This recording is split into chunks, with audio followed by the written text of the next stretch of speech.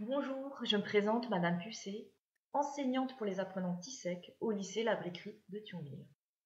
Dans cette vidéo, je vais vous parler des émetteurs. L'objectif général, à la fin de cette vidéo, vous serez capable d'identifier les différents types de radiateurs en tenant compte de différents paramètres énergétiques. Mettons-nous en situation. Un client vous appelle. Bonjour Madame Pucet, j'aurais voulu avoir des renseignements sur le type de radiateur que je pourrais éventuellement installer chez moi.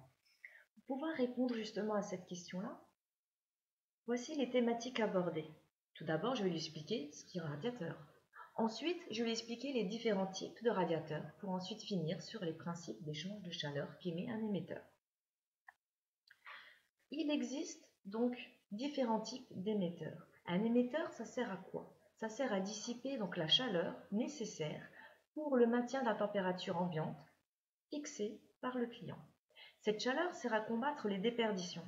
Les déperditions? Mais qu'est-ce que c'est? Les déperditions thermiques est la perte de chaleur que subit un bâtiment, maison, appartement par ses parois, murs, fenêtres et ses échanges de fluides vers l'extérieur, c'est-à-dire l'air environnant. Dans un premier temps, je vais parler donc des radiateurs en fonte. Les radiateurs en fonte sont constitués d'éléments assemblés entre eux. Ils sont livrés par bloc de 10 éléments. Pour adapter leur puissance aux besoins d'un local, on sectionne un bloc et on rajoute des éléments à un bloc. Qu'est-ce que ça veut dire? C'est-à-dire que chaque bloc a une certaine puissance, qu'on devra donc cumuler les différents blocs pour pouvoir atteindre la puissance voulue dans un appartement ou dans une maison.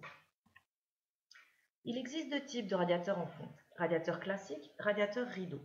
Les radiateurs classiques sont en fonte assemblés entre eux, sauf que la façade du radiateur n'est pas unie. Par contre, le radiateur rideau forme justement une façade très unie. Avantages et inconvénients des radiateurs en fonte. L'inconvénient, c'est déjà le poids du radiateur. La fonte est quelque chose de très lourd. Deuxième inconvénient, le encombrement. C'est-à-dire que si par exemple on veut donc solliciter un radiateur en fonte dans un petit appartement, il vaut mieux dire au client de l'orienter sur un autre type de radiateur. L'avantage est l'inertie. L'inertie? Mais qu'est-ce que c'est? L'inertie, c'est la capacité physique d'un matériau à conserver sa température. Ça veut dire quoi? Ça veut dire que quand on met en route l'installation, le radiateur va chauffer progressivement. Et quand on coupe l'installation, le radiateur va continuer à émettre de la chaleur jusqu'à ce qu'elle soit totalement dissipée. Ça peut être un avantage comme ça peut être un inconvénient. L'inconvénient, c'est quand par exemple la personne n'est pas présente sur son lieu d'habitation, la chaleur va continuer à se dissiper, d'où perte de chaleur et d'énergie inutilement. Deuxième type, radiateur en acier laminaire. Il a déjà une faible contenance en eau, il permet donc d'avoir une mise en une température rapide et une bonne régulation.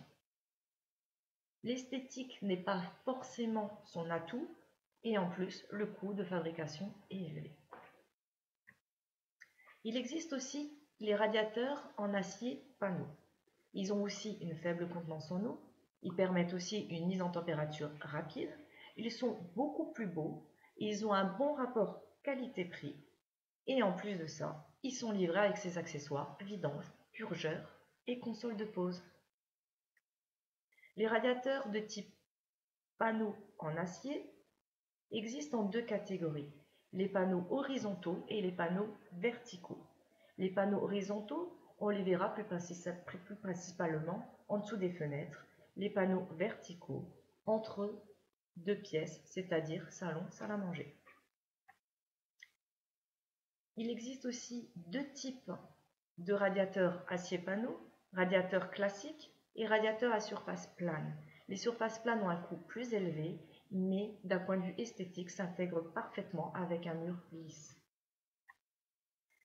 Les radiateurs acier panneau peuvent être accordés de deux manières différentes, c'est-à-dire raccordement classique avec une tuyauterie apparente et raccordement intégré avec donc une tuyauterie qui est directement intégrée dans le radiateur, dont on ne voit pas la visibilité des tubes. Les radiateurs en allage aluminium est donc la dernière catégorie. Elle peut adapter la puissance en fonction du local.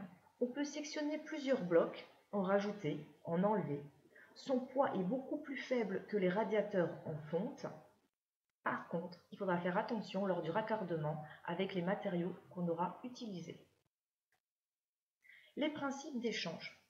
Les émetteurs permettent d'échanger la chaleur sur 3 types différents. La convection, la conduction, le rayonnement. Mais qu'est-ce que la convection? Dans un premier temps, la convection, c'est l'échange de chaleur par un liquide ou un gaz. C'est-à-dire que la chaleur va monter ou va descendre. Elle va monter quand il faudra que ça chauffe et descendre pour la refroidir. Elle formera un cercle de chaleur. Et pour la conduction? La conduction, prenons l'exemple par exemple d'un tube qui a été chauffé par le chalumeau. Je tiens le tube en cuivre, forcément je vais me brûler. La transmission de chaleur se fera par l'intermédiaire d'un matériau. D'accord. Et qu'est-ce que le rayonnement? Le rayonnement, prenons l'exemple du feu de bois. On allume un feu de bois, on se met juste à côté. On sent donc une radiation qui s'émet vers nous. Cette radiation est visible parce qu'on voit la flamme. Pour mon radiateur, ce ne sera pas le cas.